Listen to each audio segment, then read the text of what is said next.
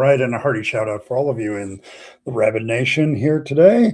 Whether you're a tourist, whether you're a citizen, or you're just looking across the border, trying to decide whether or not to immigrate, welcome one and all to the Rabyd Atheist, where I basically do live streams to counteract whatever I want to talk about and things like that. Today is basically an open stream, and I am your host, Ed Rabyd, a former pastor turned atheist, now a compassionate anti-theist. Welcome to my channel, and welcome to the Fireside Chat on Mondays. So welcome one and all to that. This is the live stream where I pretty much drop a lot of the controls and just let people talk about what they want to talk about. Ask me anything you want. I may even answer. I also will sometimes be infuriating and say, you know what, I don't know, which is the safest, most honest answer sometimes. So we'll do that. Just a reminder, there is a goal in chat. It's my low-key way of asking for money to keep my streaming going, keep my work to normalize atheism and deconversion going. So if that's what you want to do, there is a goal in chat. I don't run ads for that reason. So if the support keeps coming, I will continue not to run ads until after the stream is over. Then I turn them on. But until then, and there's also in the chat this week, starting today, there's a new hat. There's a Valentine's Day bucket hat that's in there. So I'll leave the rest to your imagination until it's actually revealed. So if we get that super chat goal, I will definitely wear the new hat if that's what everybody wants. All right. So let's see. A little roll call here. Felicia's here. John is here. And Michael. A little small crowd today, but we'll see. That my streams have a tendency to grow as they go along. Fire good. Yeah. Fire is really good for burning things. So there you go. Let's see, Martin Kindness and the Cranky Elder Gods are not present. They're always present, but they're not present. Good to see you, Cranky. Good to see you, Martin. I haven't heard about Opossum Christ, but yeah, sounds as bullshitty as the rest of them. So, like, we have our Lord Savior Fangs here, so he's just as valuable. Although I do want to commend everybody for showing up for Fangs' birthday on the 30th. It was a great time, had fun. Me and Earl tried to entertain all of you, and it was a great time, so I enjoyed it. But there you go. And out of that, we came up with the 13 Fang Dammits. So those are now a little bit more canonized, and we've changed things. So there we go. Maybe I'll go over them some other time. Loosen all your arm and leg parts. I can feel my brain functioning better during each step. Now I know how to stupidly. Oh, it's amazing how physical therapy makes you feel mentally better. You're here to invade. I don't know. How's my life? Am I doing okay?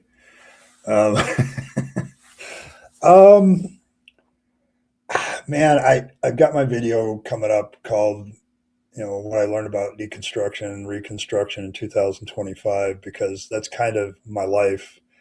I don't know. Work-wise, I'm kind of the same as I was, and that's probably the frustrating part. My largest frustration in my line of work is, there is opportunities for promotion at the world's largest brick and mortar. It's just whenever I put in for promotion, I don't even get interviewed. And I think there's autistic reasons for that. We recently did a survey about how we felt at work. And I basically put in there, I think there's a problem, like there's no accommodations for the autistic people, that there's a lot of assumptions. And so that part of my life is not the greatest. I would like to make some more money in my other life to help me support this, so get along a little bit better.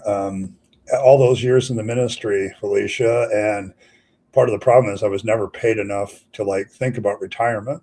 So if there's an anxiety inducing thing that's in my life, it's my finances usually.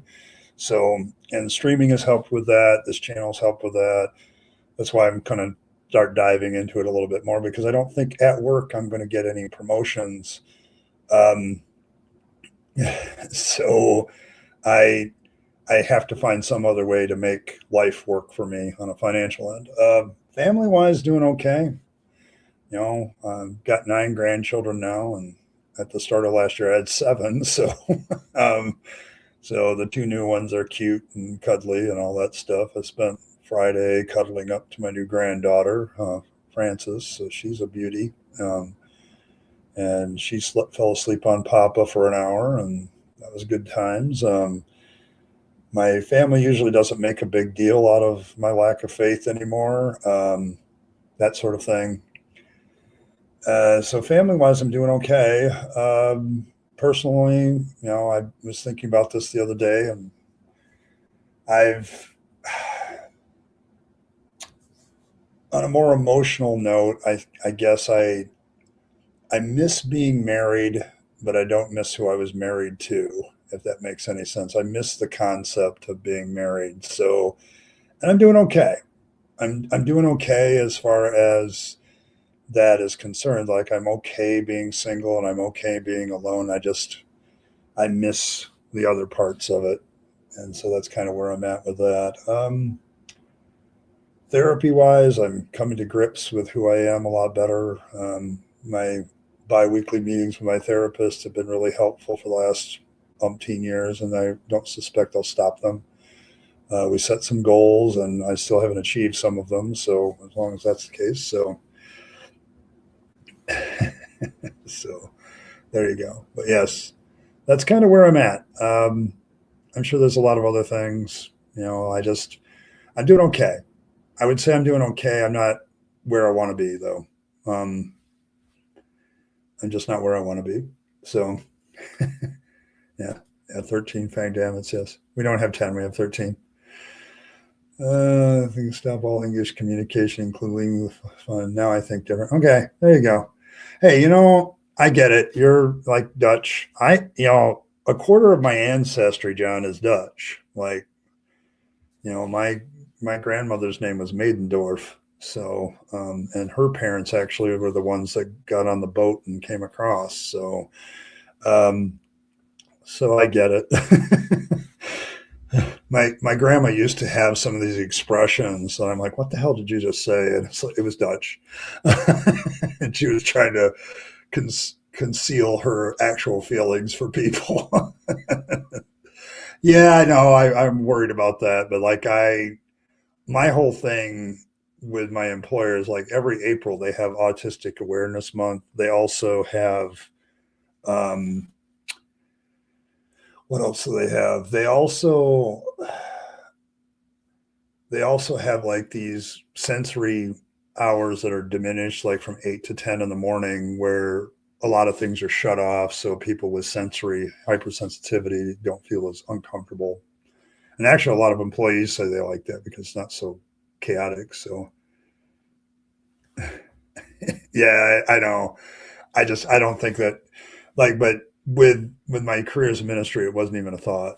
Like, it's never been there. So all right. For the hat and nibbles, hit the like button. Yes. Yeah, I know.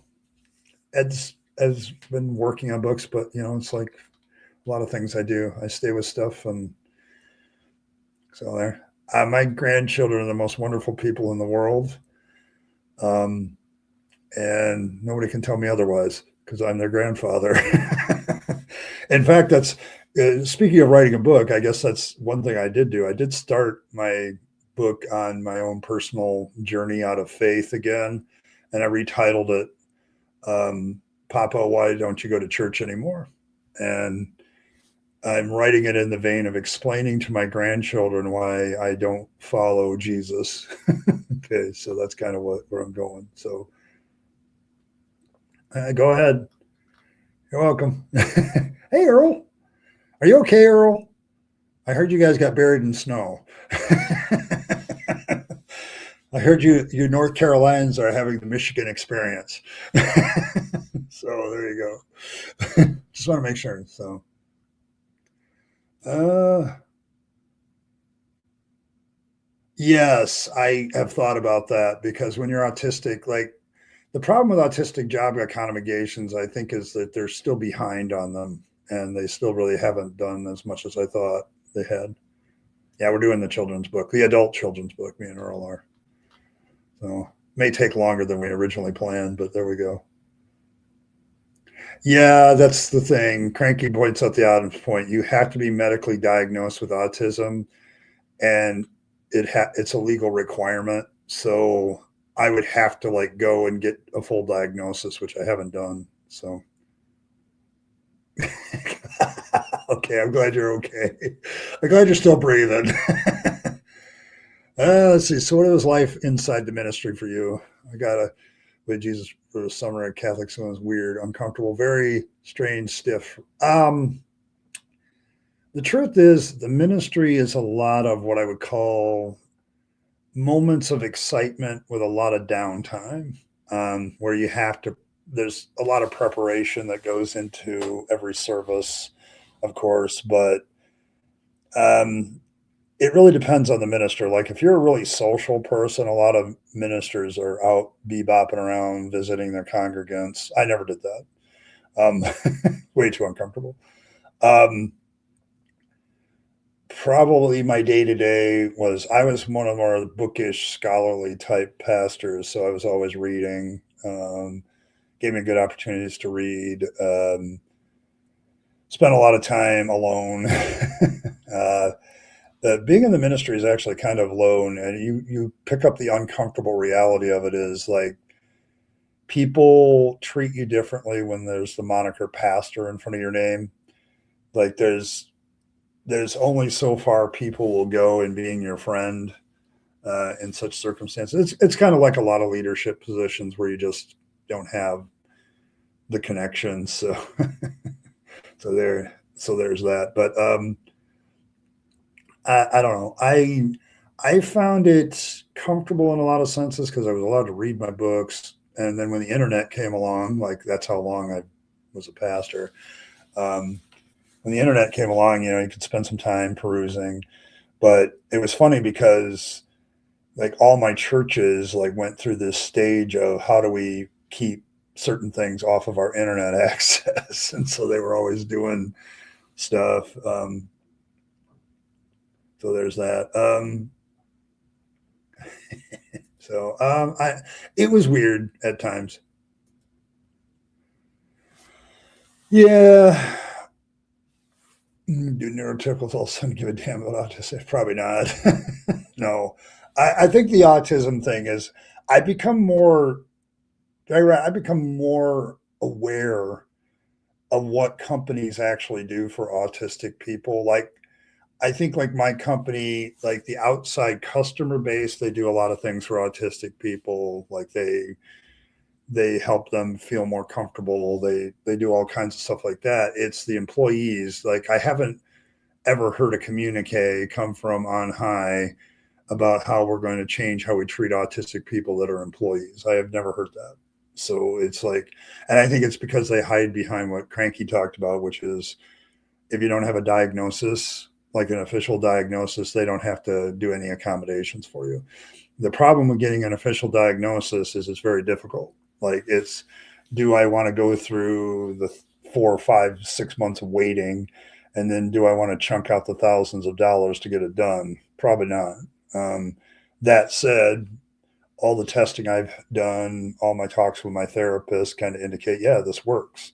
So it's like, I probably have what's closest as you can get to a diagnosis without actually having an official diagnosis. So it's like it's one of the challenges of my life. Like I do now see it more. I have grandchildren I can pretty much guess are autistic too.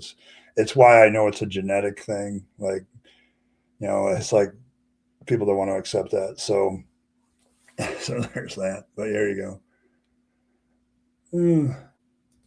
My relationship.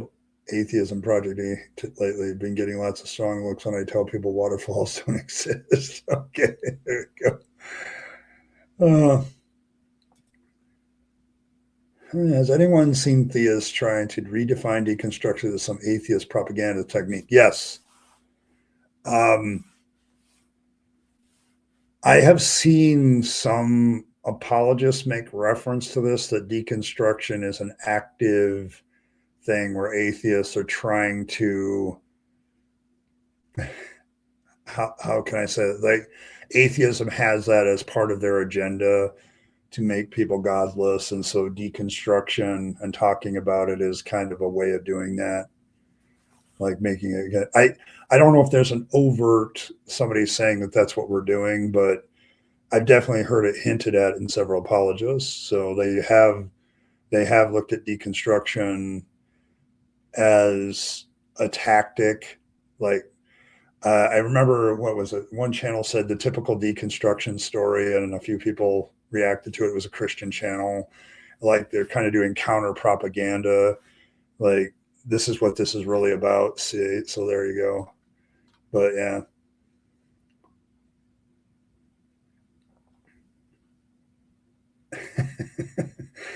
Yeah. Yeah, I don't know. Being a pastor it's lonely at the top, but it's also like weird at the top too. Like, I was a Pentecostal pastor, so I also had to be in some way spiritual. And so, like, I had to have that hyper Pentecostal spirituality that they want.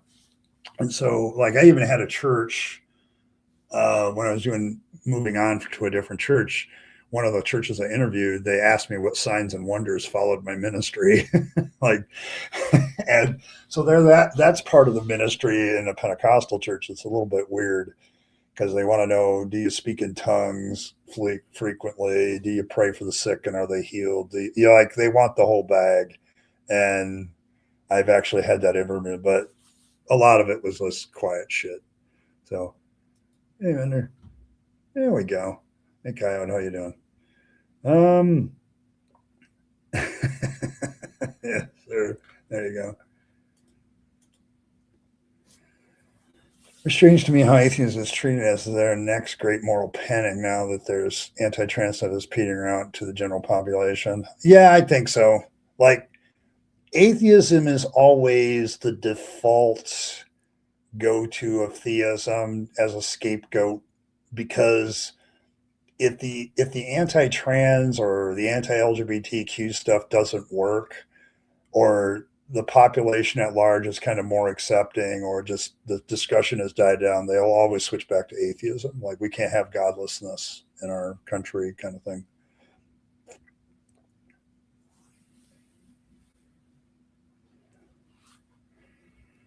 And so I don't know.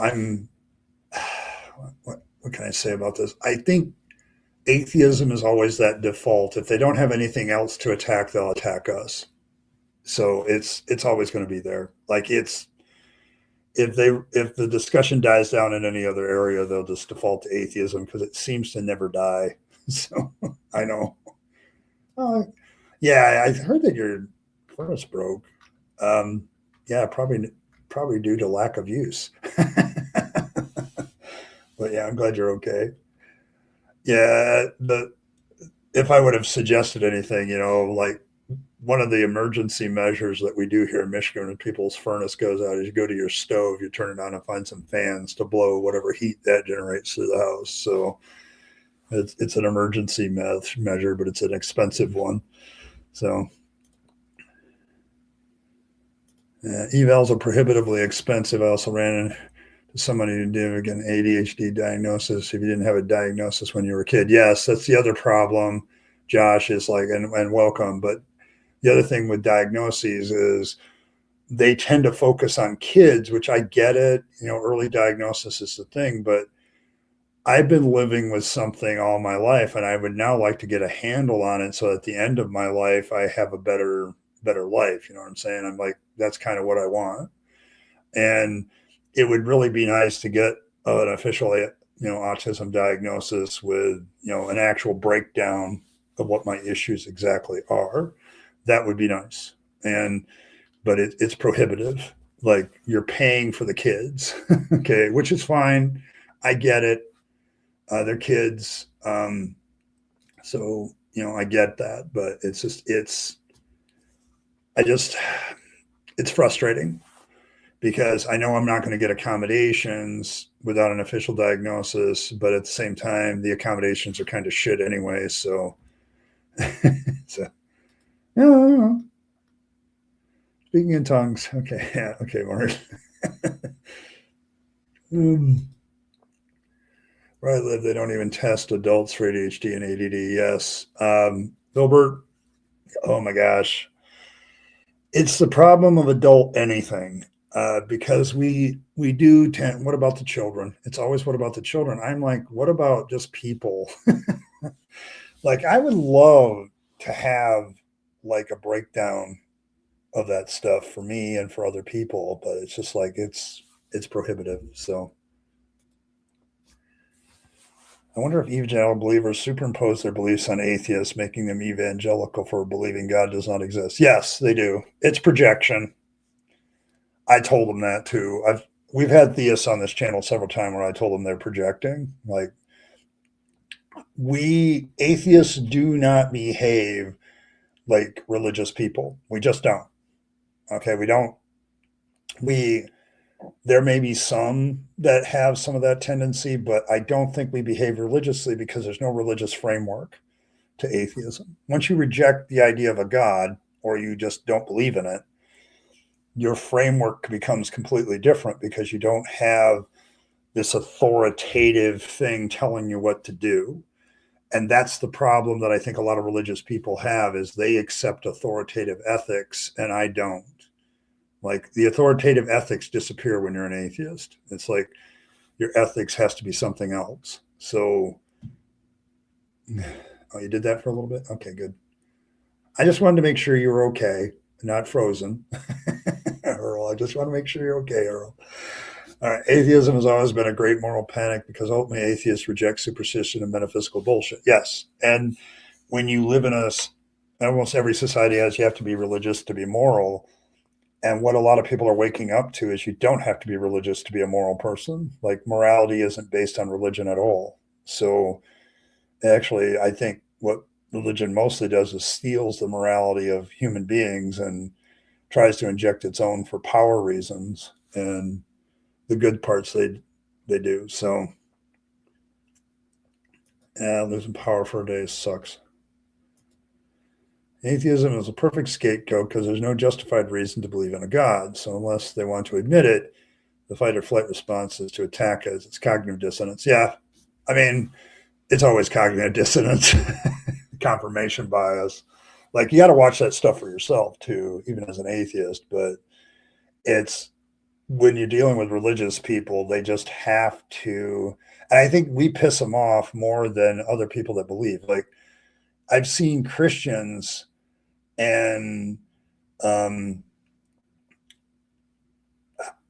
I see Christians and Islamic people get along better than they do with atheists. Like, both of them will fight against the atheists together. It's weird.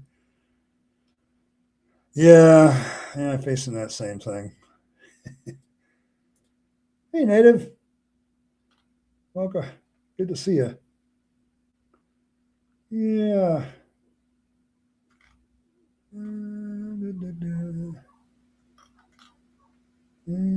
Let's see, who have I got here? All right. When I was a kid, they didn't test for anything like that. It was just your kid's hyper, bust his head and send him back to school. My doctor's actual worse. you know, it's been funny, Phil, because since I've been diagnosed, as far as you can get diagnosed without an official diagnosis, my mother, who's still a Christian, who has some whacked out views, like, she blames herself a little bit for the autism because, of the way she was at the time she got pregnant. But it's like, I'm like, Mom, it's nobody's fault. I said, I'm fairly certain that, like, one of my uncles is autistic. I'm like, if you look at some of the family tree of Grandpa, he's got some autism. I said, this is a genetic thing. Like it's like it seems to be genetic to me.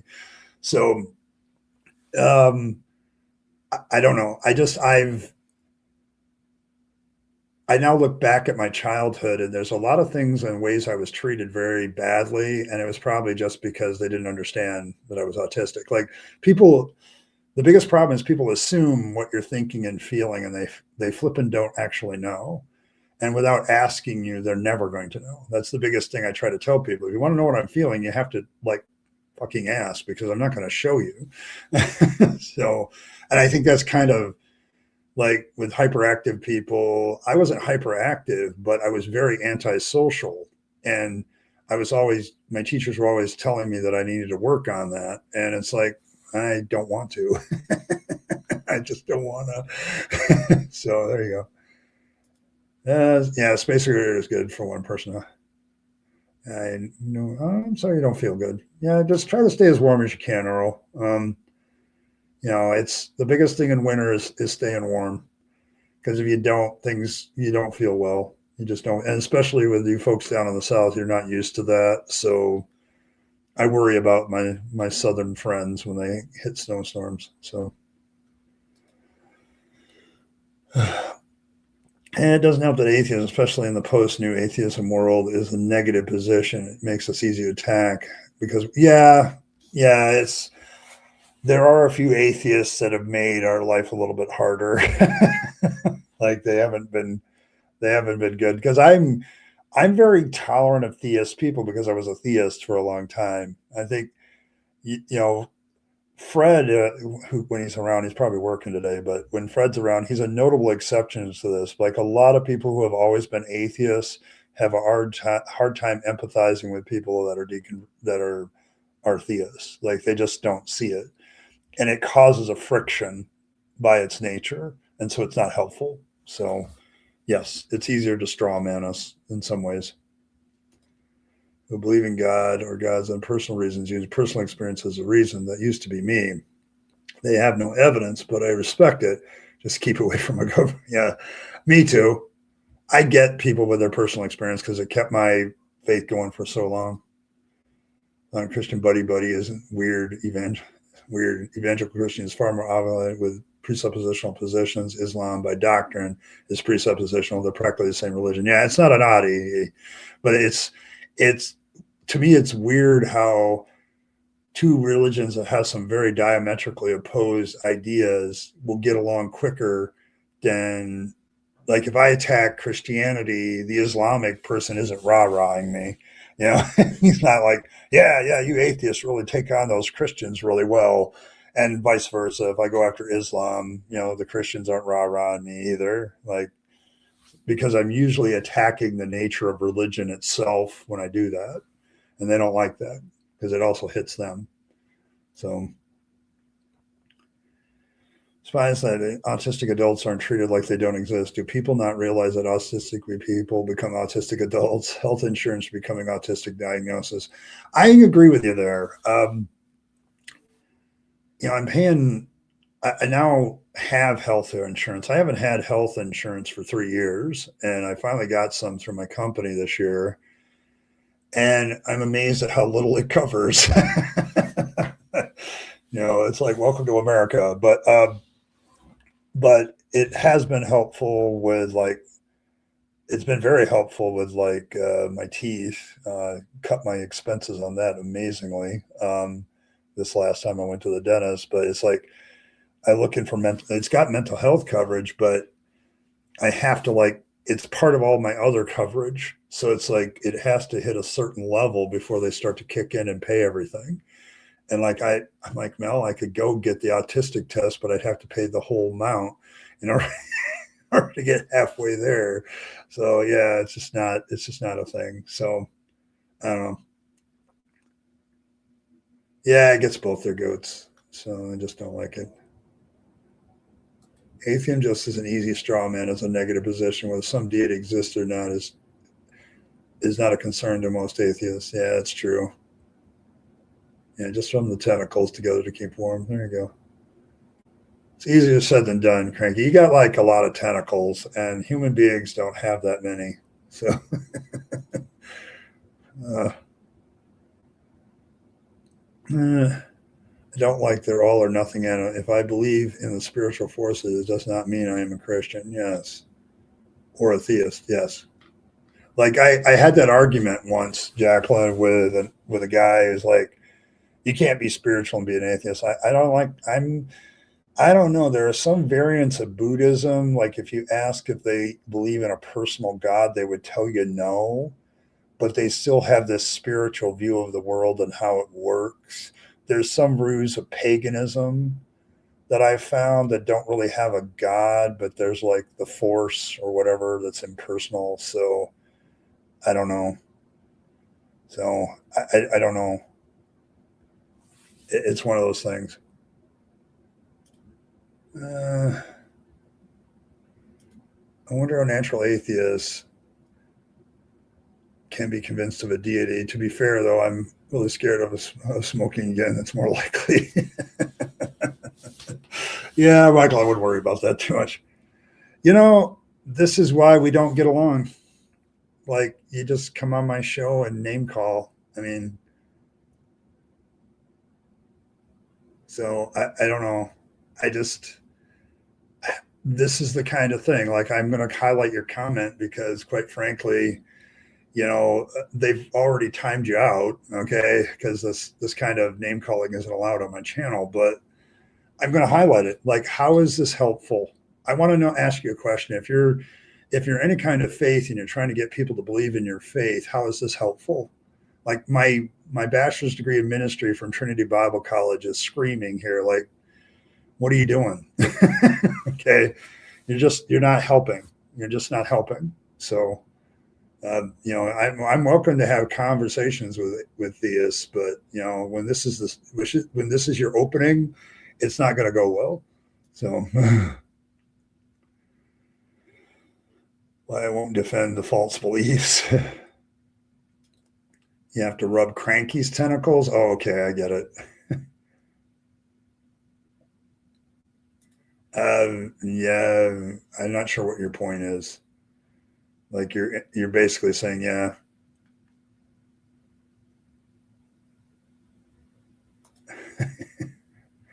animism is atheistic. Yeah, I would say animism, like it's you're talking nature spirits. It's not really a god, a personal god. So there you go. Quit smoking again. 3 days in. All right, there you go. 3 days. Good luck. Yeah, I don't know. Oh my goodness. You're not going to ask for prayer either. That's pretty good. Yeah, there are a lot of lower deities that are just as bad. Like I like certain aesthetics of deities, but I recognize the stories told about them are not official. So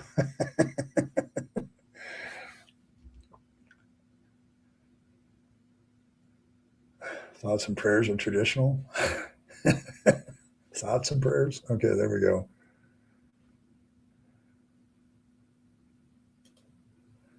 I learned from experience. That is why I would convince most people. Okay. Yeah, I don't know. Uh, I've openly put out my evidential standards several times. Like, can you give me something that would hold up in court, can stand up to scientific inquiry, or has good historical scholarship behind it? Like, can you give me something that I can put my hand around that and has some evidence? And I have yet to have anyone do that. Like, I've had yet to anybody to put up the proof and the evidence in those terms. So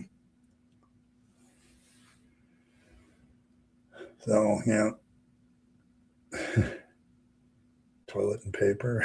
Okay, there you go.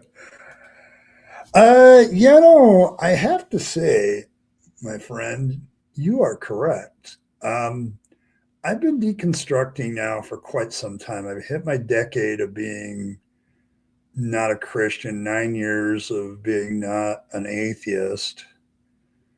Um, Coming up, on those significant states this year, about June or so, I would say I've been an atheist for 10 years and out of the church, out of Christianity for a lot longer than that, about 11 years. Um, I think my problem with religion, the more I look at it, and the more I realize how much damage it did to me in ways I didn't expect, and then I see that in others. It's why I'm firmly still an anti-theist, but I put the compassionate anti-theist in front of it because I understand how religion is like a virus that keeps people in. Like it's a very well crafted thing that keeps people in. So it's kind of that problem with it. And that's why I don't like it as much, because there's a deliberate deception to almost every religion that I can see. Okay, like there's some religions that I think they're just fanciful, but yeah, it's there's something in it that just feels oily by its nature to me anymore. And the longer I'm out of Christian belief, the more I feel that way. So, but I would agree with you. The more I've been an atheist, the worse religion seems to me. So, but it doesn't ignite my anger. Sometimes it ignites my disgust, and sometimes it ignites my compassion, even. Because I look at people like that, they're trapped. Okay, like they're in there. Every one of them in Scandinavia. Like this is the most stupid claim I deal with on a daily basis. So what? Um, there are many godless states in Europe that are doing fine and dandy. Thanks. You just don't want to accept it. So, and then you'll probably make like the redeemed Zoomer stupid claim of, look, they all used to be Christian though before they were all atheists. Correlation isn't causation. Well, then correlation isn't causation that they used to be Christian either, dumbass. Okay, I'm not trying to be mean, but this is like one of the oldest stupid arguments that people make against atheism ever. I don't know of a country that's completely atheistic anyway, or ever will be. It's kind of a silly argument. Yeah, most countries aren't atheist per se. They're secular. Like they don't have. It's not that religion is out of their country. It's just they're not guided by religion in their state-run actions. So you might want to learn some terms. Like, but this is like I. So what? Okay, that doesn't prove there's a God. Like, do you have evidence for your claim that there is a God? The answer is no. Okay. And so there's a church in my town having a revival tomorrow night. They're going to have a BBQ catered for dinner. I think I go free converting long enough to get a plate. Phil, if I didn't have RTS so bad, like every one of the churches in this community has some sort of dinner or something. If I didn't have RTS so bad, I don't know. I might just do that to troll them, like just wander around from church to church getting free meals. So, like Monday, I could eat like right on my block. There's another one on Thursday in another town. There's a couple of them on Wednesday. I could eat pretty good. So you go.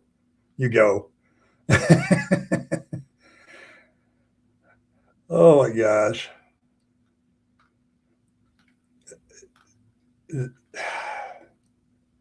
I got to come back to this. The question is not whether certain countries or states are thriving because of belief or not belief. The issue with the existence of God is you're claiming there's a God. Give me proof for that existence of that God. That's what it comes down to. Make your positive claim and commit to proving it. But so what? Secularism has done very well in many countries, including the United States at times. When we've been less religious, we've done better. So there you go. I don't understand how this is even. How does this prove a God? So what? Yeah,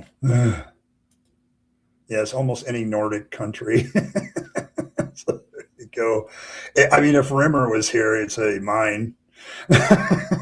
So there you go. Hey, Fred. Good to see you, Fred. Yeah, there's really no atheist countries per se. It's more secularism than anything like that. We're not going to allow religion to dictate terms, and that protects all religions, by the way. So Christian states were barbaric, Inquisitions, Crusades, Reformations, yes. And then when they got rid of that, they stopped all that stuff. It is a secular nation by definition, although the Christian nationalists would not accept that. So we're asking atheist shirt. Thriving.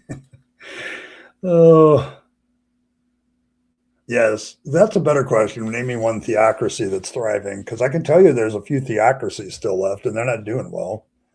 Especially if you're the female of the species, you're not doing well. So, yeah. Oh my goodness. Yes, Fangs exists. See? Yeah. Here's a picture of his birthday. Isn't that the cutest thing still? I mean, honestly, yeah, it's kind of chaos here, depending on where you're at. I don't know. I still walk down the street. It's kind of scary right now. Let's see. Yeah, like I could make the claim. Yeah, like yeah, New Zealand is like mostly non-religious people. Religion isn't a big thing in New Zealand, and they do quite well. So, like, what are you talking? I mean, thriving is also a value judgment. What do you mean by that? So that question has a problem in the fact that you've introduced a value judgment of what do you mean to be thriving? What thriving is different to different people too. So there's another problem. Actually, a second one. So it's definitely like might be a miracle as Americans shooting themselves in the foot. Yeah, I mean, we are a secular nation by definition. We try to keep religion out of politics. We try. The Christian nationalists kind of push religion into politics. Islamic folks have tried to push their stuff into politics locally. So I live in Michigan, so Dearborn's kind of down the road. They kind of do that every once in a while. So yes, isn't he cute? I have a baby picture of Fangs here. That's more proof than any other. As much proof as any other god, as far as I'm concerned.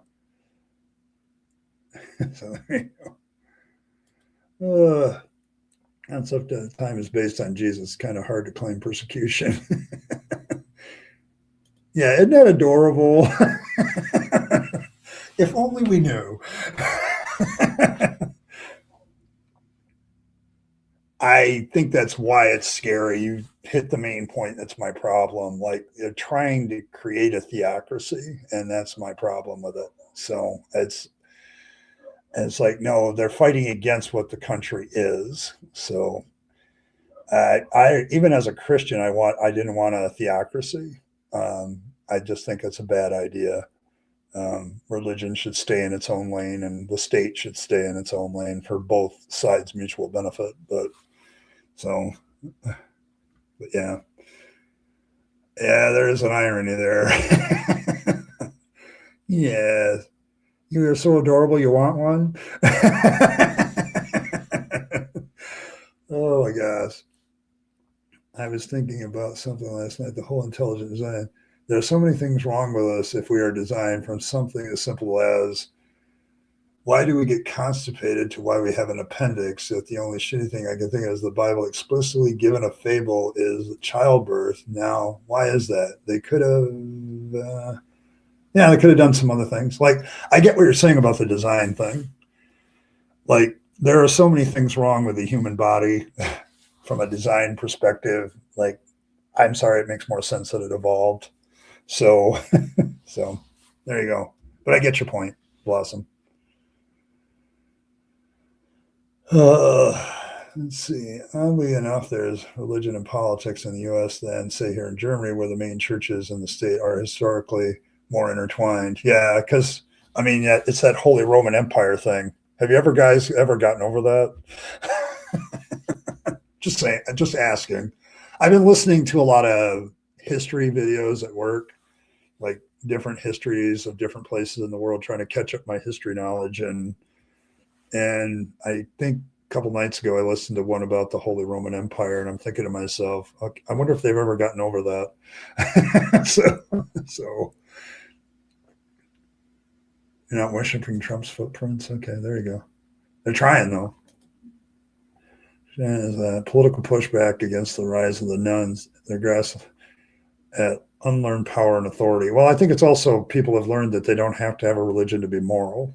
Like you can be a moral, good person without a religion, and that scares the living shit out of religions. So that's been their go-to corner of things forever, like having the moral card, and like people are learning that you don't have to have that to be moral. So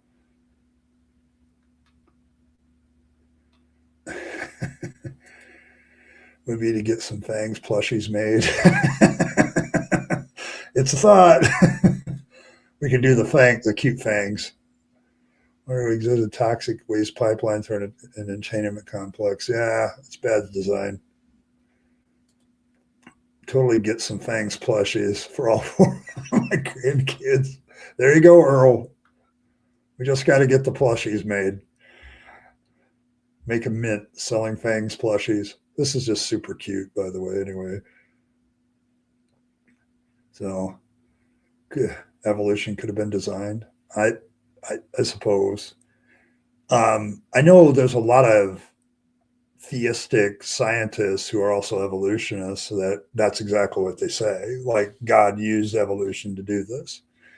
So now, is there any evidence of that? No, but it's how they reconcile the two. Like they're not fighting against it. So we're one gene away from producing our own vitamin C. Yes, that's another one. Like we wouldn't have to eat things with vitamin C if we still had the part that's broken. So there you go. Why Christians hate nuns so much? You should. Well, I shouldn't say it. Do they hate nuns that much? I don't know. Most of the things about nuns I've gotten. You mean the nuns as in no religion, or the nuns in Catholic Church? I don't know. I had that conversation with my therapist. I'm like, what are you? I'm like, no, we're talking about the NONEs, not the NONs, but yes. But I know some Catholics that really hated their nuns in parochial school. Their knuckles have testified to that. So, well, thanks, Martin.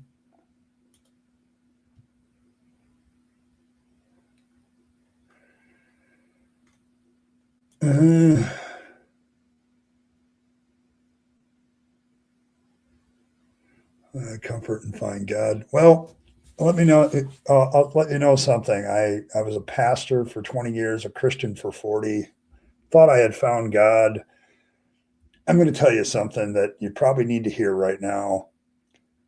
You made all that up in your head. It's all up here. There's no reality to anything of that. And once you figure that out, your life gets a whole bunch better. There's a lot of things that scare the shit out of me a lot more than they used to, but at least it's realistic and I can deal with them realistically instead of counting on some wishful thinking instead. So there you go.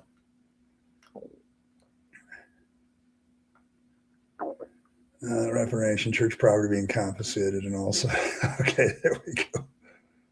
I know it was a pun, but yes, I wanted to take it down a direction. Like, if you talk to your average Catholic, they don't like nuns either. Oh, I've actually seen some people talk about that. So there you go. Hey, Josh, thank you so much. Hey, we're one away from it looks like the Valentine's Day bucket hat is winning, and I've still got, I don't know, 25 minutes on, so you can have me wearing this new hat for a bit. So there you go. Hey, Jill, good to see you, man. What's up, heathens? I don't know. I'm just being a heathen, I guess. I'm showing the baby picture of Fangs. We had his birthday party, so keeping that up on the screen because it's super cute. So Earl did a great job there. Absolutely great on that one. Oh. Buying a new heater last night at a local hardware. She said she'd been blessed. Great business in 2 years she's been there. When we told her that we had basically no heat. Oh my gosh.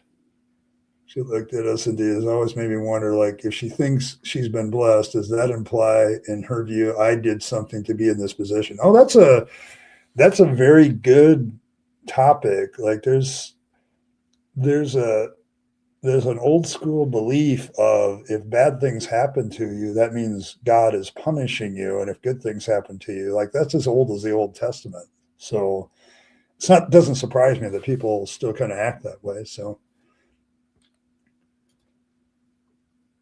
yeah, I mean, I suppose that's fair.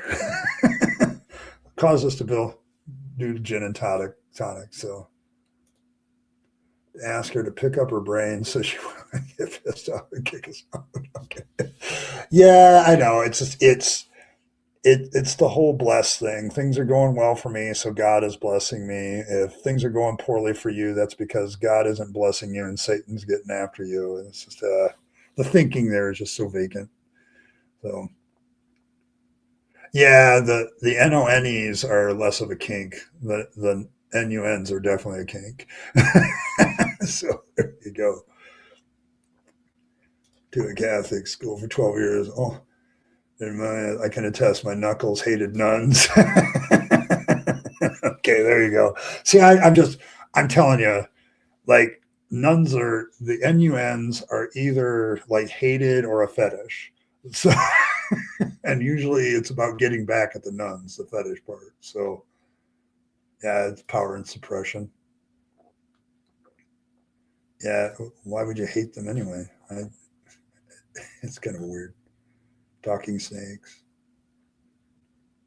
talking rabbit of fangs. Yes, I mean, I'm in good company. I see. That's what I've always said, Chuck. I think our religion is in good company because we're just following standard religious practices most of the time. You know, we have some differences. Like, Fangs doesn't draw any strength from faith; he draws strength from non-faith. Like, if you don't believe in Fangs, the stronger he gets. So, so all those people that don't believe in Fangs are feeding in. So it's all good.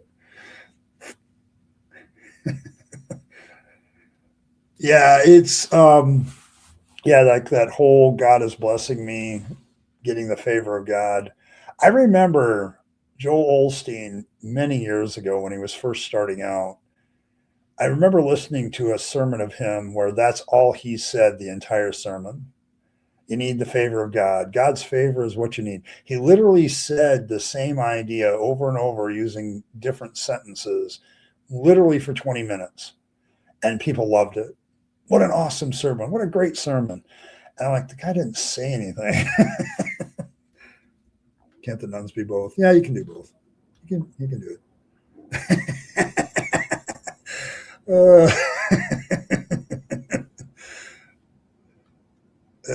Fags doesn't say much. He has a doer, not a cocker. That's probably true. You don't love atheists, you're not real Christians. I don't make the rules. Oh, always makes for a cool movie. The nun that has problems controlling herself. You know, some nuns in Scotland went to prison recently. A story case. Eating soap was one of the punishment they used. I only got threatened with that for swearing. Protestant threats. Yes. I mean, there's a there's a famous scene in, what is it, A Christmas Story, where the kid has to put a bar of soap in his mouth. He's not required to eat it, but he has to sit there and taste it. I thought that was an interesting punishment. Yes, but I saw that case where they actually did criminal charges against them for making them eat soap. I thought that was interesting. The idea of an entity becoming stronger if you don't acknowledge its existence is actually terrifying. That's what makes Fangs terrifying. He's one of the few atheist deities. So he grows stronger with non-belief. And so many people don't believe in Fangs, so he's growing stronger every day. So it's against those desires of the heart. I remember warning my Christian friends about how much of a scumbag he was, and they would always be like, Joel Osteen, no, he's amazing. 10 years later.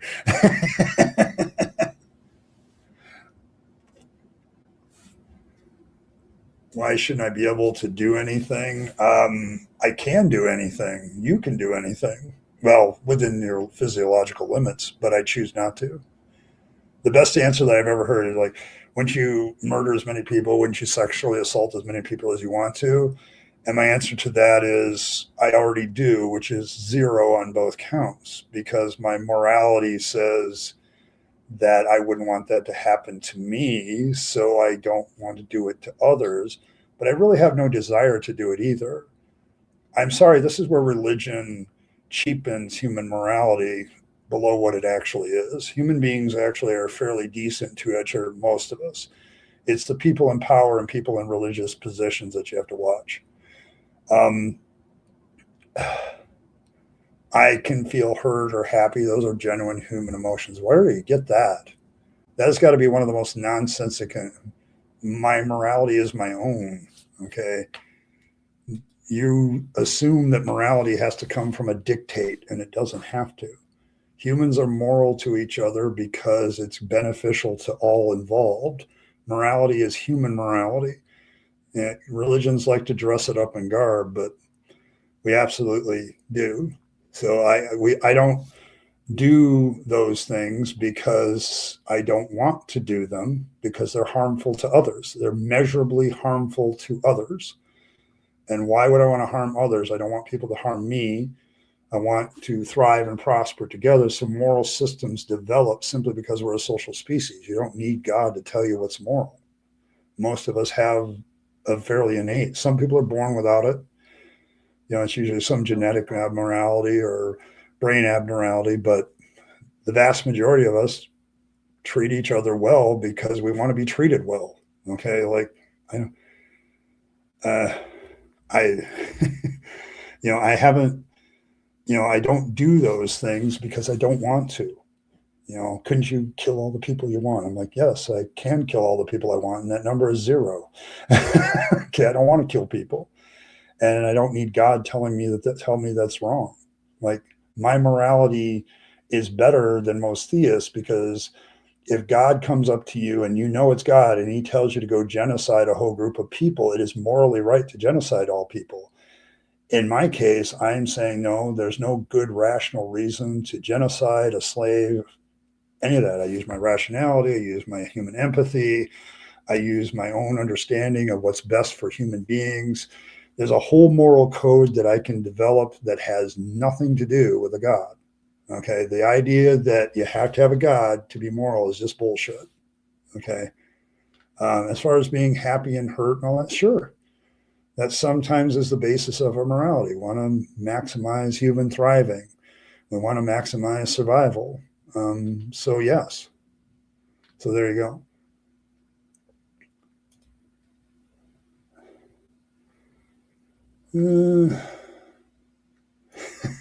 Into that, okay. Tells you kind of people to death are going to be. They don't do that. So what? It's not a preference.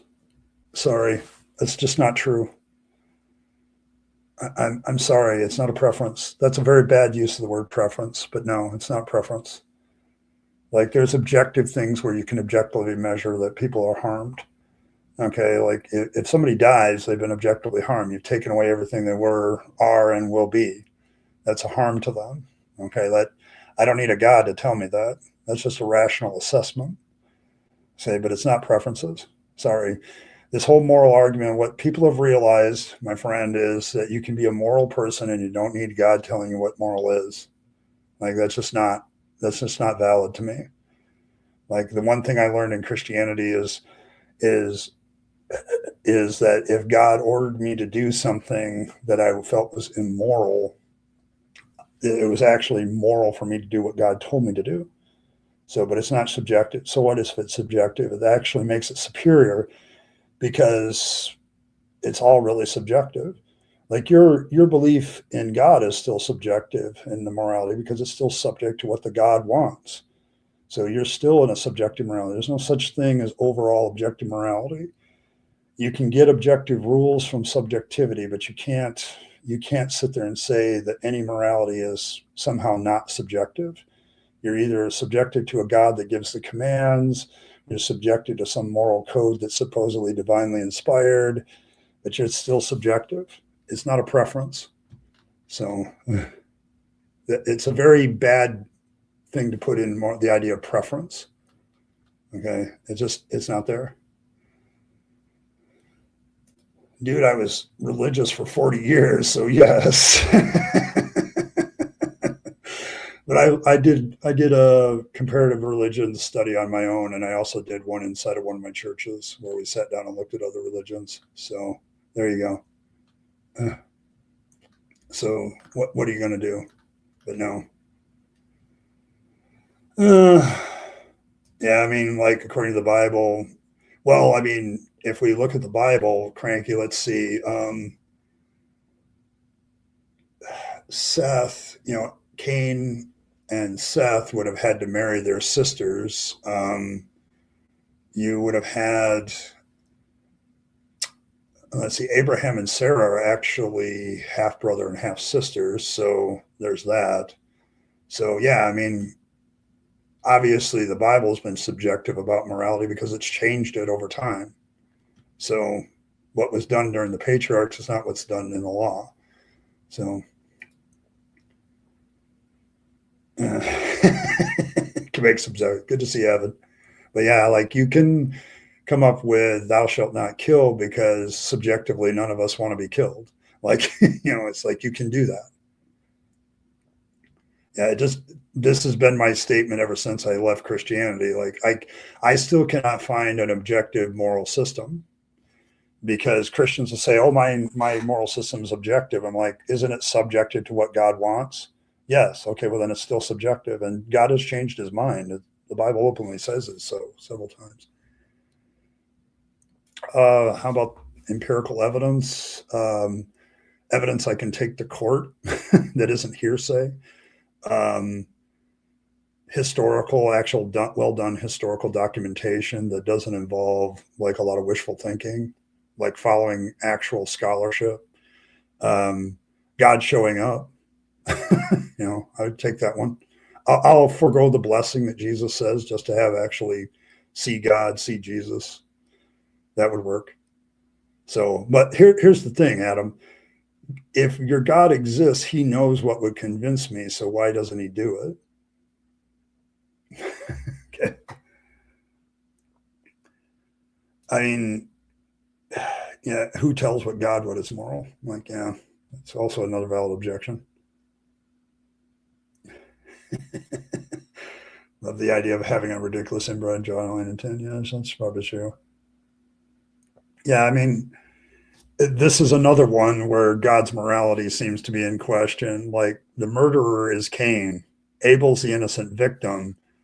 Cain gets protection from being killed by those who would avenge him. And yet justice is never done for Abel.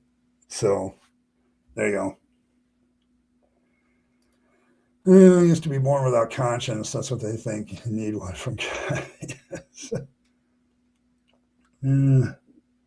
God regrets. How does that work? Yeah, I've regretted that I've made man. Like I thought you're omniscient and omnipotent.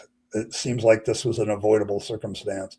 And I know at that point people will do the free will thing, but it's like you can create a free will system where people have genuine choices and learn from them without having them harm each other. Like you could do that. So, but yeah. I would expect the same kind of evidence for any divine being. Yeah, Michael's definitely onto something there. Like, if you want my standard of evidence, it's very simple.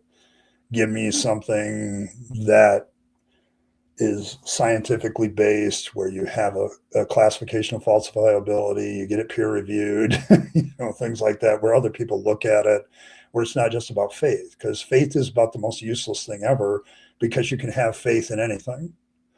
Like I can have faith in fangs here up on the screen. I have faith that this little baby is cute, which is true. Okay, but I can have all kinds of faith in the fang dammits. I can, the point is that's how useless faith is, because you can have it about anything. Like every religion has faith that it's true. So how good is that at proving anything? Okay, so give me something I can take to court that would stand up evidential standards in court. Give me a good historical thing where you have history people saying that this is historical verified. Like there's evidence there, and apologists all claim that they've done this, but everything I've seen from apologists, even when I was a Christian, was debunked or proven to be untrue. Or when you analyze the claims that they make, they're overdoing it. Okay. Habermas is a big one for that with his minimal facts. I look at the minimal facts and I go, what a joke. Like this would not stand up historical scrutiny in the real history world of scholarship. This is why apologists, as a scholarly exercises, looked at it with disdain by most of the rest of scholarship, even Christian scholarship. So it's like, yeah. So, get better evidence. There's evidential standards that out there that everybody follows for certain things like court and science and history meet that criteria, and it still doesn't work. Honestly, that's true, because if you're getting your morality from God, that means you don't have any of your own.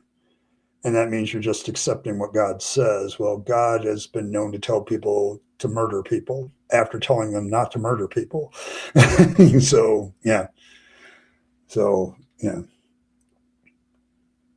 Convince me, anything else fails. And God knows if God exists, he knows what would convince Fred. And so far, no dice. So does God really care all that much? So, there is a couple Psalms that say God knows everything. And it's caused theologians bugaboo forever. Except there's other narrative portions that say God doesn't know. Like when Abraham offers up his son Isaac, there's a very telling statement when God tells him to put away the knife. Now I know. Which means before that, he didn't know. So maybe God isn't omniscient. And maybe that's how you save God, by getting rid of his omniscience.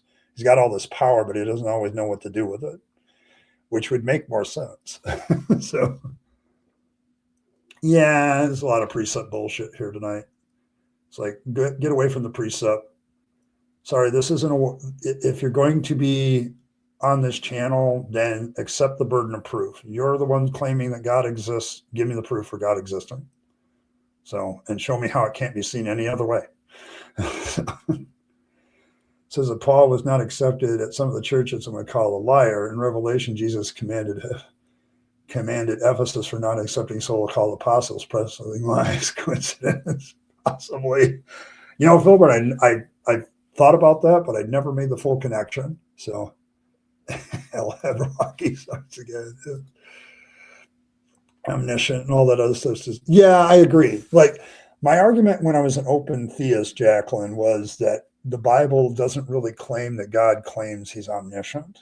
Like the assumption is that if he's God, he knows everything because he can see everything. He's been present everywhere, because there is claims in the Bible that God is everywhere.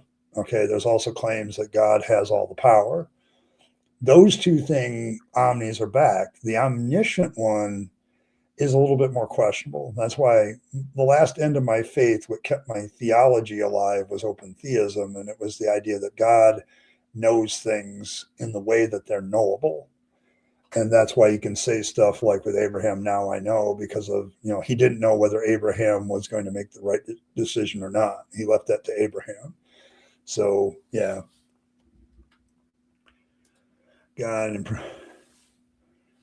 divine command theory coupled with an unknowable God removes the notion of morality completely. There's no way to consciously act moral. Yeah, because you're always checking with God to see if it's a moral action or not. So, God, what God? Better than white notes? I mean, white notes, I got those too. This is still my favorite. I got pieces of paper, notebook. my good memory. Oh, get Taiwanese problems. Oh, you aren't holding your breath. Okay, yeah. Yeah, God can choose to know what he doesn't know. Like he can drop your sins in the sea of his forgetfulness and doesn't remember them anymore. So if he doesn't remember it anymore, is he omniscient? No. Because I seem to remember my quote unquote sins. So so I have more knowledge than God. Yeah. The theology gets it gets hard. Yes, Pat. No intention of making you all powerful, loving, etc. Just very powerful. Yeah, I mean, if you read the Bible, God doesn't really claim to be omniscient in the classic sense that most people think of omniscience. Like he knows things when they're knowable, how they're knowable. It kind of saved my faith for a little bit, theologically speaking, until I began to realize that that makes a God who is a little bit less than helpful. Okay, a little bit less than helpful. So, yes, Jabby the Hutt. Okay, I can pull up Jabby the Hutt. I got that one too. Let's see. I want the one. We can't have Haber the Hutt without. Um, yeah, let's open this one. This is still one of my favorite ones. Here, I'll make myself smaller here. But yes, the whole thing. To be clear, I don't actually have a problem with the idea of divine command and having morals written in a book to tell us how to believe all the time if those morals were any good at all. Yes, yeah, which kind of indicates that like we're evaluating the morality of God with a standard of morality that we already possess. Like by trying to disprove that I have a moral system that doesn't come, the fact that I can evaluate God's morality kind of indicates I have my own moral code and already for which I used to evaluate. So the idea that I can't have a moral code without God is just completely evaluated by the question. So there you go. So there you go. That's best drawing ever. So there you go. Yes.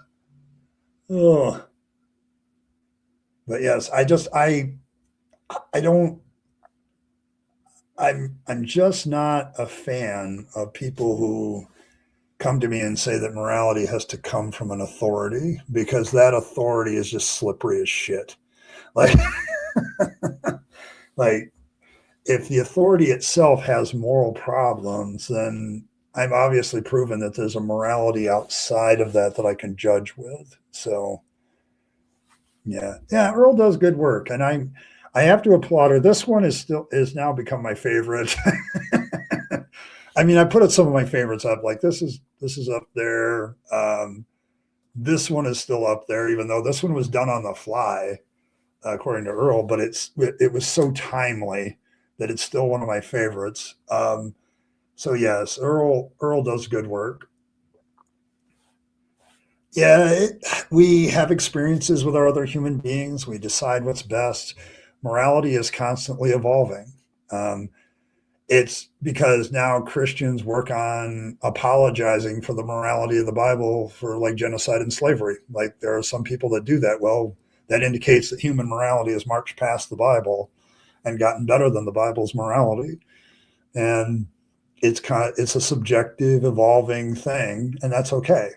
Because when we realize things are harmful, like maybe we didn't realize something was harmful to somebody, suddenly we go, oh, well, maybe we need to change our morality so we're not causing harm anymore in this particular situation. So to me, the fact that morality is subjective is actually a strength. Like it's like we're constantly evaluating the relationships between each other and what we do to each other. And we're coming up with better ways to survive and thrive and be better to each other. So why is that a problem? Like we live and learn and we develop better things. The problem with the Bible and any authoritative divine command theory morality is it's stuck. It's stuck in the time that it was written to the page. And so we haven't, it's stuck there. And if you keep trying to go back to it, you're actually pushing human morality backwards. And so it's like, to me, this is the objective morality fault, is that like once we stamp it in stone, we can't improve on it. And we're human beings. We can always improve on things. So you can't take it anyway. Oh, it looks like we have the hat. All right. Somebody finally did it. It was Mender. So there we go. It's not going to be a long time. I got like 10 minutes, and then I got to go because I got to go to work. But here we go. This is my Valentine's Day hat. I'm sticking to it. I may get another one too. Yeah, when the Bible was written, they only had religious schools. That's a valid point. Oh, I don't know. I kind of think it's me. So there you go. It's a Valen hat, yes. It's the bucket hat. So it's a bucket Valentine hat. You like that one? I got another one at work. There's one at work on the shelf at work that I may think I might grab it. So it turns out how that works. It doesn't make me look more intelligent. There we go. Dumb and Dumber, yes. I thought that too when I saw it. Isn't that the Dumb and Dumber hat? That works. Because honestly, like the Valentine's Day thing, like let's all celebrate a time when all of us were at some point or another stupid. It's a hippie kind of. There we go. There we go. You should wear that to work. Oh man. Oh. Oh my goodness. Yes, it's fluffy. Actually, it's furry. It's got a fluffle to it. So the fluffle should be approved. It's fluffle approved.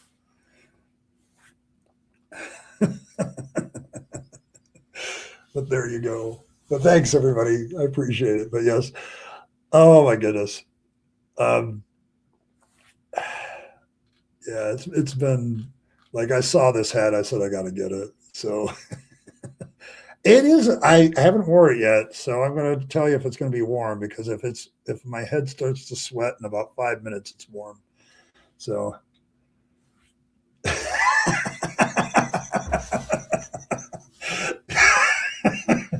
Okay, Cranky. Well done, sir. Well done. Oh my goodness. Yeah, that's probably true. I don't know. I've been growing the beard and I just haven't done anything with it. Just keeps going. It's turning out very interesting in its wild form. So, oh my goodness. But yes, is the party over? Not really. I got about 5 minutes, and then I really have to go. Like I'm experimenting with going for like an hour and a half, and see if I still have adequate time to get ready for work and get out the door. So I'm going a little bit long to see if that works. So, all right, and you want to deduct the expense? Yes. You know, Michael, for a German, you understand the law of the nonprofit organizational tag, because I can declare this as a religious expense and and and a warmth expense. So there you go. There you go. In time to plunge in here, you a lot are actually cool. There you go. There you go. Oh, the party started when I put the hat on. Okay, there we go. Well, yeah, yeah, yeah, yeah. And the fiscal is already the game. Yes. Yeah, I know. I gotta file that shit so I can start deducting things from my taxes. Oh my goodness. But yeah. Uh, my goodness. Oh yeah, that's probably, I forgot. Yes, the Germans are masters of the bureaucracy. There you go. That's probably true. Uh, but yes, yes. I need the 501c status anyway, I probably think for the fluffle of fangs needs that. Like I've had more fun with that. Like recently I'm like perusing through Steam and I found this little game called Honey, I Joined a Cult, and I had to immediately look. And for as cheap as it was, I decided to give it a look. It actually is a very good cult simulator, but they do it very tongue in cheek by making it really like, you know, anime style and, you know, animation, like the small stuff, not the big pictures and stuff, but it's like there's actually a bunny in there with fangs as one of the idols. And I'm like, oh, I got to do it. So there might be actual cult in game land now. That's the fluffle of fangs. So there you go. We've arrived. But I was kind of surprised that they had a bunny, and like one of the hats the cultist can wear is bunny ears. I'm like, yeah, there you go. Alan second. Yes, that's probably true. Oh my goodness, the land of bureaucracy. It's all the German and Dutch immigrants that give it here. Yeah, it's a fluffy coat. Yeah. Yeah. Yeah, I'm just saying. Like, I was surprised. Like, I bought the game. It was like cheap. It was on sale. So, like, $5. I'm like, I got to check this out because, like, if I can, like, get cult shots with fangs, but yes, one of the hats that the cultists can wear that when you're making your cult is bunny ears. And then there's an idol that actually literally has this rabbit that's very scary looking with a lot of fangs and claws and stuff. And I'm like, okay, here we go. And I made the cult of fangs. I did all of the stuff. So, all right. I I don't know. I don't know. The problem with every theist comment tonight, and I'm going to put an epilogue on that because I got to leave. And hey, Robin, good to see you. Sorry that you're here, and I got like 5 minutes left because I have to go to work. But the problem with a lot of the theist comments tonight is their standard stuff that I've been dealing with for 6 years plus now. The moral question is. The moral question is just, you know, old stuff of the nations that are secular or not, you know, is another old question, but it doesn't really matter. Have you given me evidence for the existence of God? They always ask you what evidence you would accept. And then I respond, okay, well, give me something I could prove in a court of law. If God was on trial for his existence, how would you prove it? And that's usually when. So it would be the perfect game for me to stream. Yeah. I don't know why. I don't know why. Like I used to be a theist for a long time. I am probably, if you don't come at me with this standard precept stuff, I'm usually very amicable to having a discussion. I think there's a lot of assumptions by theists about atheists that make them scared. And it's because of all the bullshit propaganda they've been fed from their church or their mosque or whatever. And it's like most of us atheists are not interested in a fight. Like it's just like we have a viewpoint. We're just kind of over here defending ourselves most of the time. We're, you know, in the United States, I'm outnumbered, like, you know, 9-1, if the stats are to be believed, and that's including the agnostics. So I don't know why they're scared, but